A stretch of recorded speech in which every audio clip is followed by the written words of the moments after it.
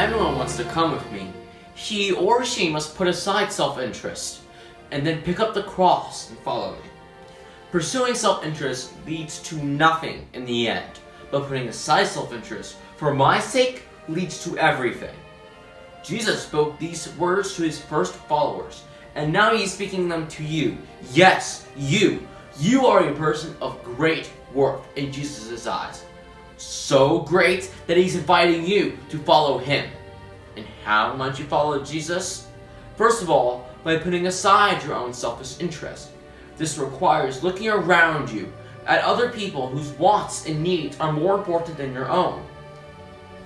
By caring for others and taking responsibility for them, you are picking up the cross to follow Jesus. Walk the stages of the cross with Jesus. Open your mind and heart. Allow him to speak to you, to teach you. In doing so, you will lose nothing. Indeed, you will gain everything.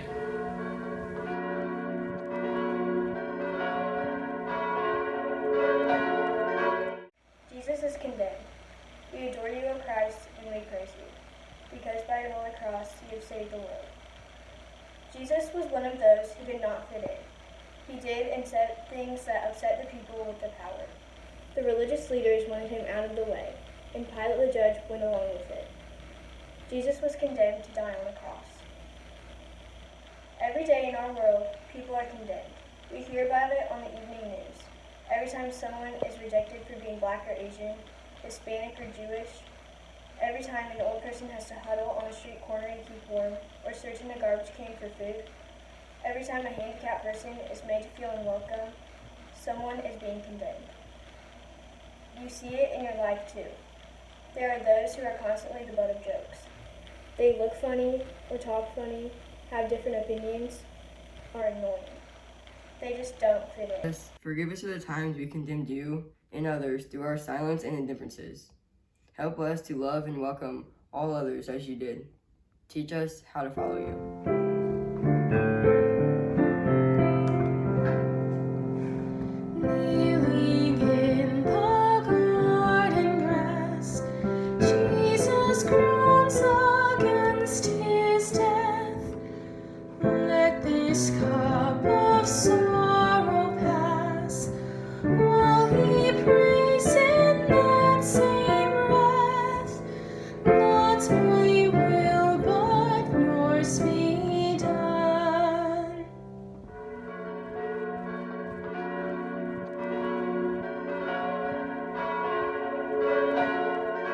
Jesus carries the cross. We adore you, O Christ, and we praise you, because by your holy cross you have redeemed the world. Jesus was forced to carry the burden of the cross. Surely there were those in the crowd who knew him. They saw the soldiers drop the cross on his shoulders, but they were worried about themselves. They did not protest the rough treatment he received. They did not come forward. All around us, people are carrying heavy burdens. Some of these burdens we know about, but we ignore them. Some of these burdens we don't know about, like the ones carried by our neighbors or co-workers, but we don't really care. Others we hear about on the news, like war, hunger, poverty, and injustice. But we can't be bothered with what goes on elsewhere in the world. We allow ourselves to be deaf and blind to the pain of others. It's easier that way. We have enough to do just taking care of ourselves. Jesus, forgive us for the times we have walked away from the burdens of others. Help us not to be deaf and blind to their pain.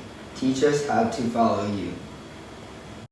When the massive cross of wood bends and bruises Jesus' frame, hear him seek eternal good as he prays in heaven's name. Not my will, but yours be done.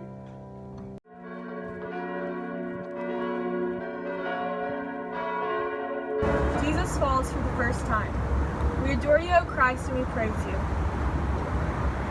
Jesus fell flat in front of the soldiers, in front of people who had believed in him, in front of his own mother. He was in this situation because he had spoken out and taken risks for others. Look where it got him. What must he have been thinking as he lost control and fell under the cross? The worst thing that can happen to us is to fall flat on our faces in front of others. When we say or do something stupid, when we're not accepted for who we are, when we're laughed at, or even worse, ignored. To be shut out is the worst way to fall flat. We know there are those on the outside looking in. Can we blame them alone for their fall? Do we even suspect that the part we may have played in knocking them down? What do we do to help them? It's too risky to reach out. We're too busy with our affairs. What would our friends think? Jesus, forgive us for the times we have shut others out and refused to help. Help us to be aware of their needs. Teach us how to follow you. Jesus, forgive us for the times we have shut others out and refused to help. Help us to be aware of their needs. Teach us how to follow you. Jesus falls beneath the weight of the cross he's forced to bear, yet its load of sin and hate do not crush his hope and prayer. Not my will, but yours be done.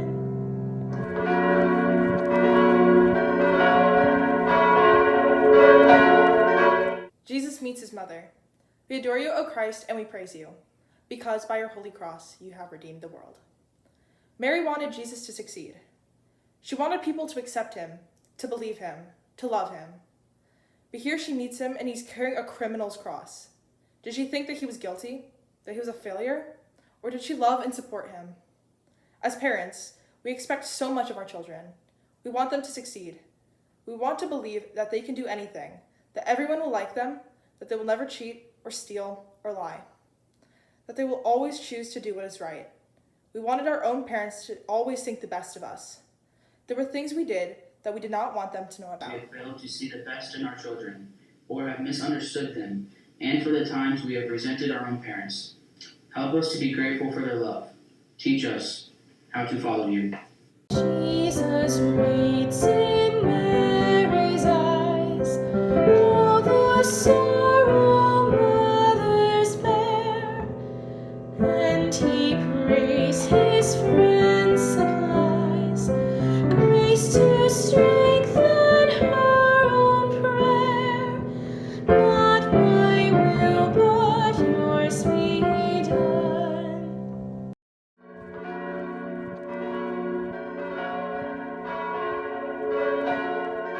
Simon helps Jesus. We adore you, O Christ, and we praise you. Poor Simon. Why was he, a foreigner, chosen to help this criminal carry his cross? Would people think he was a criminal too?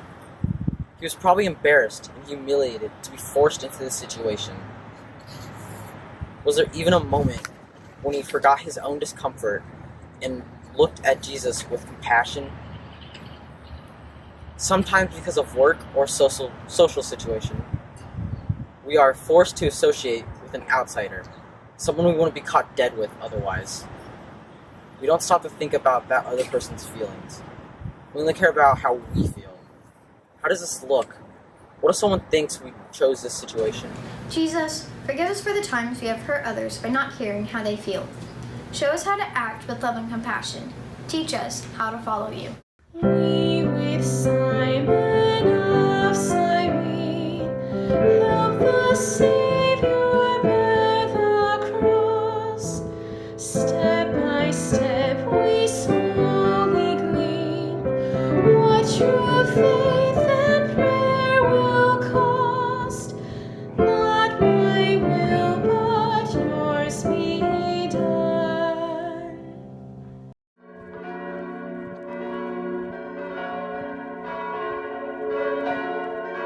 Veronica wipes the face of Jesus.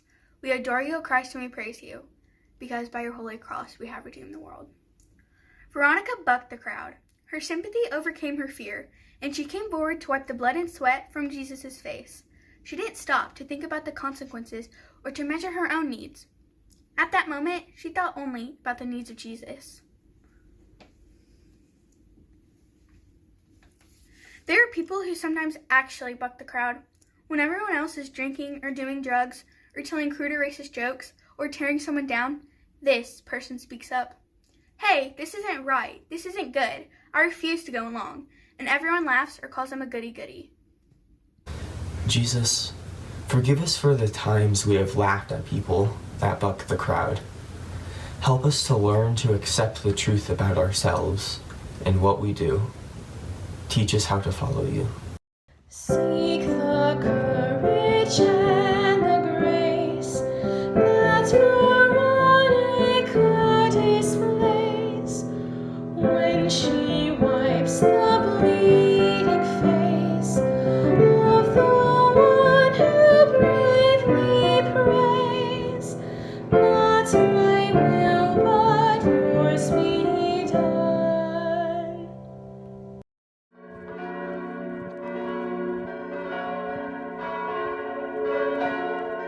Jesus falls again. We adore you, O Christ, and we praise you. When Jesus fell again, what were his concerns? Was he worried about how his friends were taking this? And where were his friends?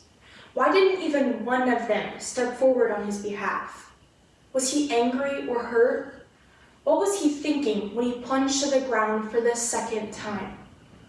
Failure is a terrible thing. None of us want to be a failure, especially in the eyes of our friends and family. All day, we are concerned about what others will think, and we work hard to look good in their eyes. But sometimes, they fail us. They don't stand by us when we need them, in spite of all of our efforts to please them. Failure is a terrible thing. None of us wants to be a failure, especially in the eyes of our friends and family. All day, we are concerned about what others will think, and we will work hard to look good in their eyes. But sometimes they fail us. They don't stand by us when we need them, in spite of all our efforts to please them. Jesus, forgive us for all the times we have failed to be there for our friends and family when they needed us. Help us to be as caring as you always are for us.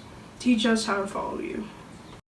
Jesus trips and falls again as he struggles through the street where the mob's unceasing din mocks the prayer his lips repeat, not my will but yours be done.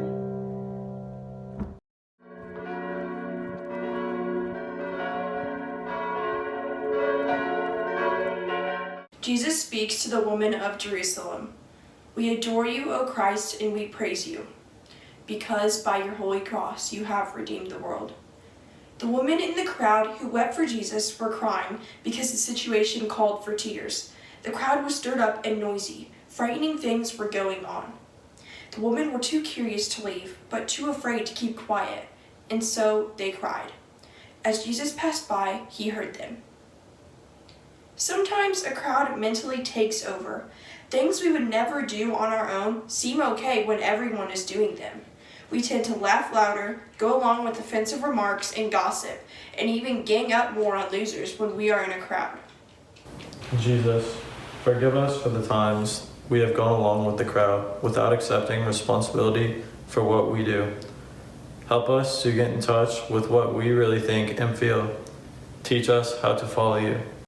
Christ directs the women's tears toward the coming judgment day, when God weighs our faithless years with our willingness to pray. Not my will, but yours be done.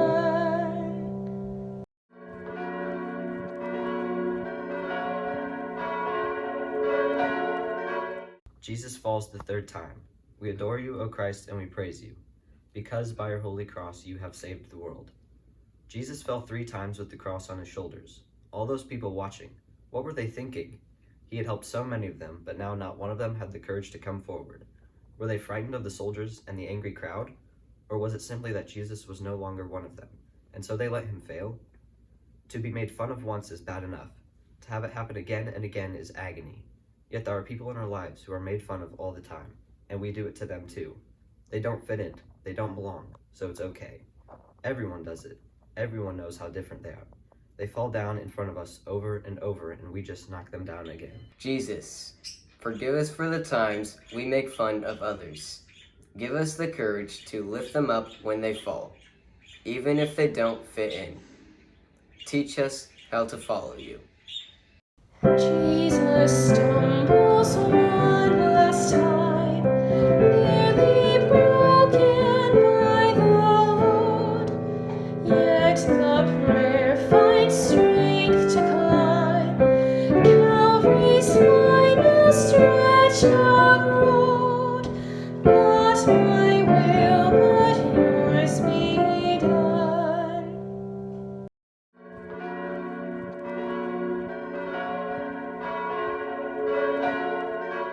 Jesus was stripped. We adore you, O Christ, and we praise you, because by your holy cross you have redeemed the world. Jesus was stripped of his clothing in front of a whole crowd of people. He stood there without the comfort and security of his clothes. He was stripped of his dignity like a criminal. Without his clothes, how must he have felt? Clothes are a big part of our lives. The right clothes cost a lot, sometimes more than we can afford. Yet we insist on having them, for ourselves and especially for our children. We want to look right. We want to have the latest fashions from the right designers. We want our kids in the right designer labels. We have to be dressed like everyone else. There are people we know who don't dress right, and we know what happens to them. Without their clothes, they're nothing. Jesus, forgive us for the times we have cared more for good clothes than for good people. Help us never to value designer labels more than the needs of others. Teach us how to follow you.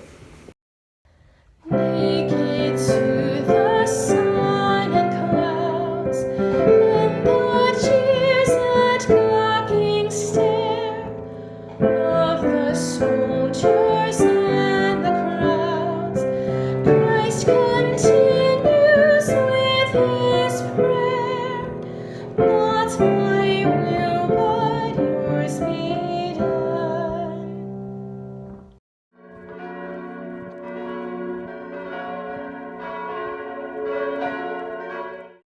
Jesus is nailed to the cross. We adore you, O Christ, and we praise you, because by your holy cross you have saved the world. Jesus was the victim of anger and jealousy.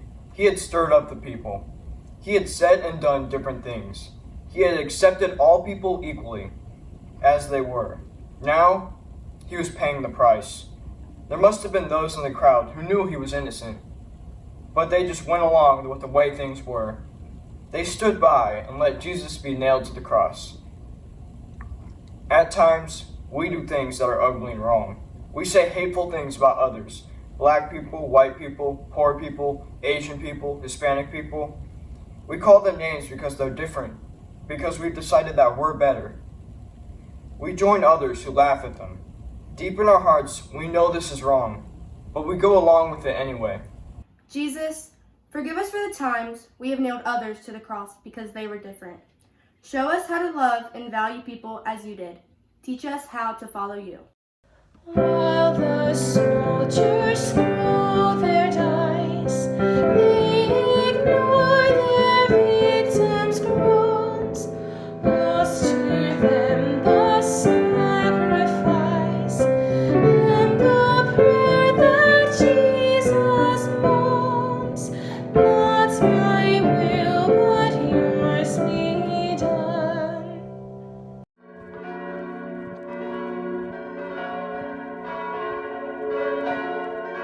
Jesus dies on the cross. We adore you, O Christ, and we praise you. What was Jesus feeling as he died? Was he hoping to get it over with? Or was he worried about his friends, his mother, his followers? Was he angry at God and at life? What did he mean when he said, "Forgive them, Father, for they not know what they do"? Was he really so unselfish? that he could pray for those who hurt him. We all think about dying from time to time. It is a thought that comes to us as we grow older, or when things go wrong, when we are rejected, or when we are drinking or smoking too much and can't seem to stop, or when others are disappointed in everything we do. We are tempted to believe that death is easier than facing our problems. Jesus, forgive us for the times we quit too easily because we're only thinking about ourselves. Share with us the kind of unselfish courage you had. Teach us how to follow you. Jesus gives one loud last cry at the moment of his death, while his prayer moves heaven's sky with his final parting breath. Not my will, but yours be done.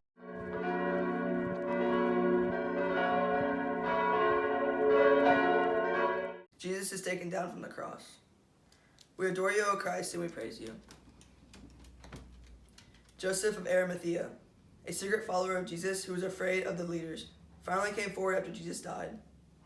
He claimed the body of this criminal. What made him do it? Wasn't he still afraid of being identified with a lost cause?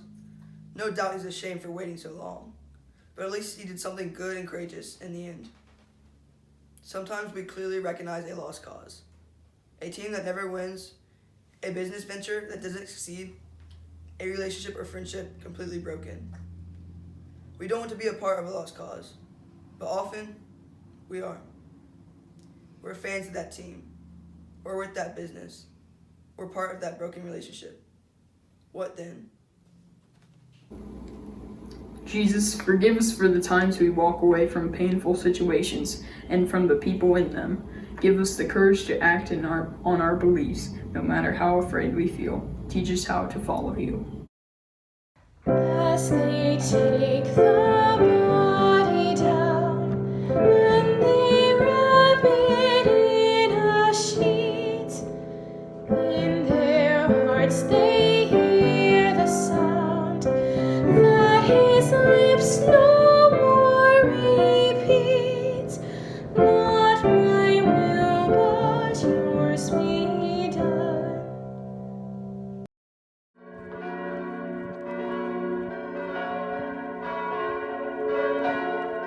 Jesus is placed in the tomb. We adore you, O Christ, and we praise you, because by your holy cross you have saved the world. Jesus spent his public life preaching, healing, and helping others. He promised good things to those who followed him. But here he was, dead from crucifixion, and apparently good things had not happened to him or to those who believed in him.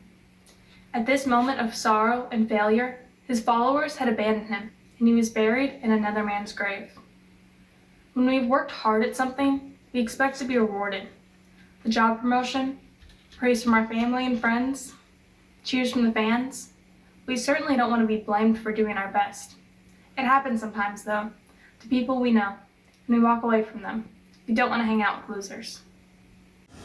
Jesus, forgive us for the times we have measured our success by the applause and praise for others.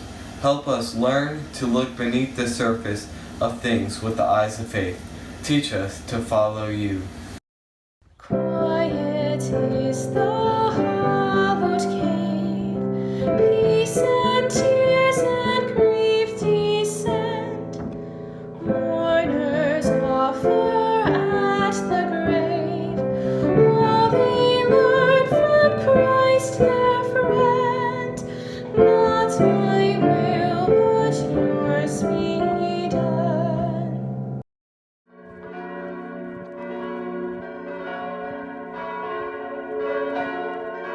The resurrection. We adore you, O Christ, and we praise you. Jesus, we know that your story didn't end on Good Friday. Your failure was turned into victory on Easter morning. Jesus is not here, your messenger said. He has been raised from the dead. As your followers, we know that rejection, loss, even death and dying do not necessarily mean failure. With your help, we can move through these experiences toward new life and resurrection. We can be turned around as you were. Give us the courage, please, to accept the reality that life will always have its bright sides and its dark sides, its joys and sorrows, and help us to believe that God has good things in store for us too. Amen and Alleluia. This concludes our presentation of the stations. Thank you for sharing Jesus' way of the cross with us.